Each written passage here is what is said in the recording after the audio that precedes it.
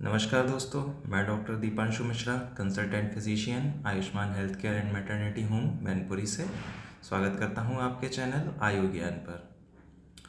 आज हम इस वीडियो में देखेंगे स्टाई के बारे में, जिसको हॉर्डियोलम भी बोलते हैं। सामान्य बोलचाल की भाषा में आपने इसे बिल्ली और गुहेरी इन नामों से भी सुना होगा। आयुर्वेद में आचार्य द्वारा इसका वर्णन अंजन नामिका नाम से किया गया है। इस वीडियो में हम इसके कॉजेज़, साइन, सिम्टम्स और इसके आयुर्वेदिक और एलोपैथिक दोनों ही प्रकार के उपचारों के बारे में विस्तार से जानेंगे। सारे पॉइंट्स को अच्छे से समझने के लिए वीडियो को अंत तक देखें। वीडियो अगर आपको इन्फॉर्मेटिव लगे तो वीडियो को लाइक कीजिए, चैनल को सब्सक्राइब कीजिए और बेल आइकन दबाना बिल्कुल मत भूलिए। चलिए शुरू करते हैं। सबसे पहले बात करते हैं इसके इंट्रोडक्शन की। तो ये एक एक्यूट सुपरेटिव इन्फ्लेमेटरी डिजीज़ है जो कि ज़ीस ग्लैंड में होती है। अच्छा, ये ग्लैंड्स क्या होती हैं? हमारी जो आँख होती है उसके ऊपर आईलिड्स होती हैं, जिनको हम हिंदी में पलकें भी बोलते हैं। तो उन पलकों में कुछ आई लैशेस यानी कि हेयर फॉलिकल्स होते हैं। तो ये जो ग्लैंड्स होती हैं, जैसा कि आप इस डायग्राम में देख पा रहे होंगे, ये जो ग्लैंड्स होती हैं ये हमारी आई लैशेस को मॉइस्ट रखने का और न्यूट्रिशन देने का काम करती हैं। जैसे कि ये देखिए, यहाँ पर आप देख पा रहे हैं meibomian glands, gland of Zeis, glands of Moll. ये हमारी आई लैशेस के आसपास तीनों उपस्थित दिख रही होंगी आपको। तो जब स्टाई होती है तो हम देखते हैं ग्लैंड ऑफ ज़ीस में एक इन्फेक्शन हो जाता है, जो कि बेसिकली एक बैक्टीरिया की वजह से होता है। तो ये एक एक्यूट डिजीज़ है। एक्यूट डिजीज़ वो डिजीज़ होती हैं जिनका ऑनसेट, जिनका प्रारंभ एक तुरंत होता है, इनमें कोई भी पुरानी पैथोलॉजी हमें देखने को नहीं मिलती। सुपरेटिव यानी कि जिनमें पस फॉर्मेशन होता है, ऐसी इन्फ्लेमेशन को हम एक्यूट सुपरेटिव इन्फ्लेमेटरी डिजीज़ बोलते हैं।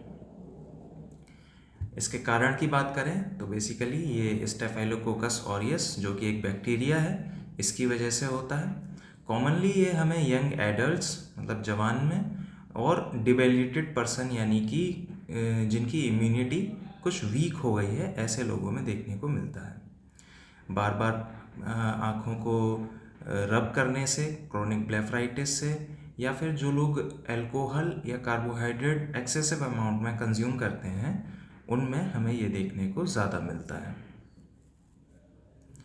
सिम्टम्स की बात करें तो इसमें हमें 3 सिम्टम्स मेनली दिखाई देते हैं, जैसे कि सीवियर ऑक्यूलर पेन, आँखों में बहुत तेज़ दर्द होना, आंसू आना और प्रकाश की चुभन। यानी कि आप जब किसी प्रकाश वाले एरिया में जाते हैं तो आपको एक चुभन महसूस होती है आँखों में।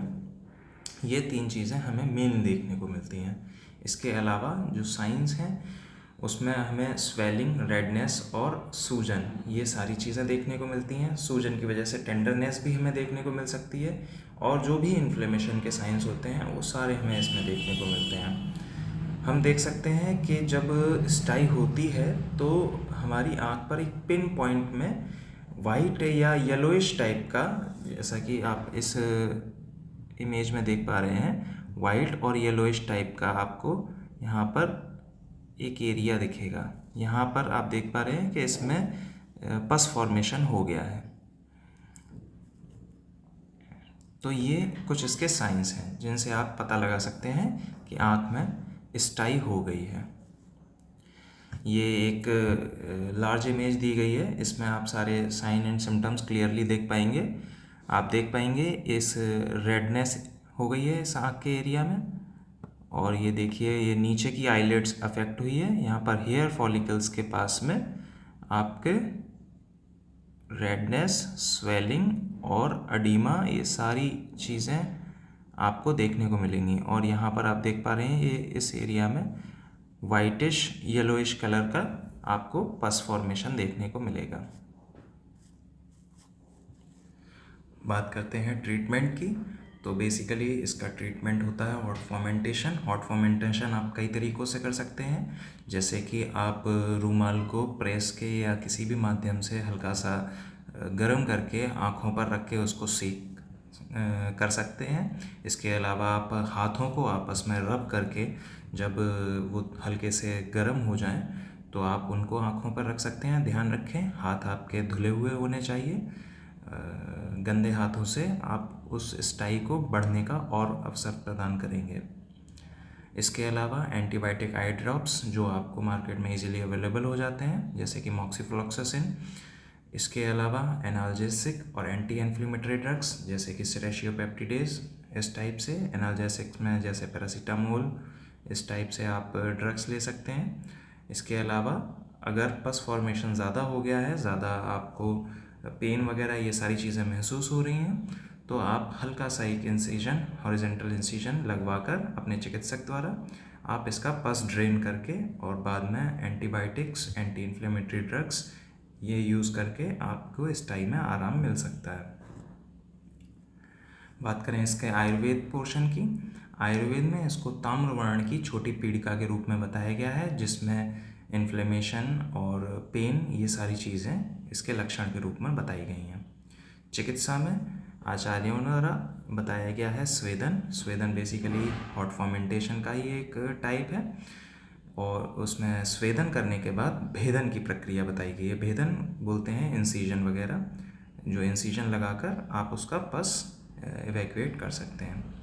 उसके पस एवैक्यूएट करने के बाद इसमें इलायची, तगर और सेंधव लवण और शहद मिलाकर आप उसका अफेक्टेड एरिया का प्रतिसारण कर सकते हैं। उम्मीद है ये वीडियो आपको पसंद आई होगी, इन्फॉर्मेटिव लगी होगी, तो वीडियो को लाइक करना बिल्कुल ना भूलें। Thank you.